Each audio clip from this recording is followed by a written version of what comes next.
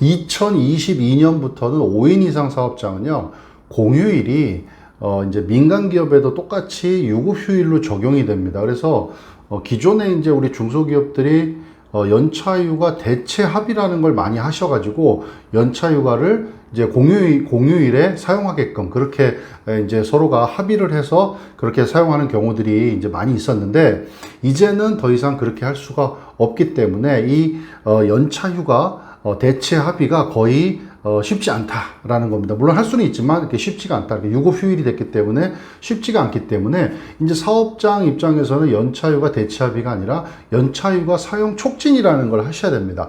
연차휴가 사용 촉진에 대해서 간단하게 좀 말씀을 드려보면, 우선 2년차 때와 그 다음에 입사하고 나서 1년 미만, 1년차 때, 2년차 때 좀 2년차 이상 이렇게 좀 구분해서 말씀을 드리면, 2년차 때는요 2번 촉진을 합니다. 당연히 서면으로 규정에 의해서 정확히 사용 촉진을 하셔야 되는데, 1차 사용 촉진은 6개월 전에 하게 됩니다. 그러면 우리가 1월 1일부터 12월까지를 기준으로 잡으면 7월 1일부터 7월 10일, 10일간 1차 촉진을 하게 되고요. 그 다음에 2차 촉진은 2개월 전에, 그러니까 10월 안에 또 2차 촉진을 하셔야 됩니다. 1차 촉진은 이제 근로자들이 쓸 수 있게끔 이제 사용하도록 그렇게 권유하는 거고, 2차 촉진은 이제 날짜까지 아예 지정을 해서 그렇게 사용 촉진을 하는 겁니다. 만약에 촉진을 정확하게 했음에도 불구하고 사용하지 않았다 하면은 연차휴가는 소멸될 수 있다라는 겁니다. 그러니까 입사하고 나서 1년 이상, 2년차 때부터는 이렇게 하고요. 그 다음에 입사하고 나서 1년 미만, 1년차 때는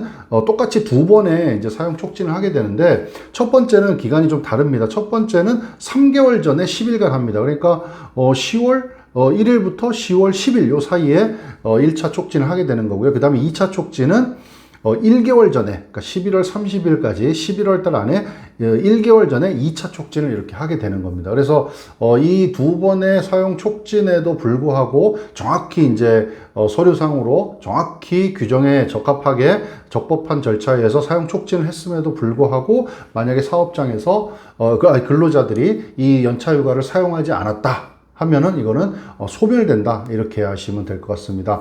사업주들도 사용 촉진 정확히 적법한 절차에 의해서 진행을 하셔야 되고요. 그 다음에 우리 근로자들 입장에서도 정당하게 사용자가 연차 사용 촉진을 했음에도 불구하고 내가 그냥 개인적인 사정에 의해서 그걸 사용하지 않게 돼버리면 소멸이 되니까 이걸 정확하게 어떻게 내가 촉진을 지금 받고 있다, 사용 촉진 받고 있다, 이런 것들을 정확하게 좀 아셔야 될 것 같습니다. 다시 한번 말씀드리지만, 사업주, 사용자는 적법한 절차에 의해서 반드시 서면으로 정확하게 1차, 2차 사용 촉진을 하셔야 되는 거고요. 근로자 입장에서는 그렇게 사용 촉진을 받았음에도 불구하고 내가 연차를 사용하지 않았을 때는 소멸이 된다는 거 아시면 좋을 것 같습니다. 사업장 입장에서 오해하실 수가 있는 부분이 그냥 무조건 근로자들이 알아서 사용 안 하면 없어진다, 이렇게 오해하시면 안 됩니다. 정확하게 적법한 절차에 의해서 사용 촉진을 했음에도 불구하고 연차휴가를 가지 않으면 그때는 소멸된다, 이렇게 하시면 될 것 같습니다. 기존에 이제 공휴일 관련돼 있는 유급휴일 규정이 계속해서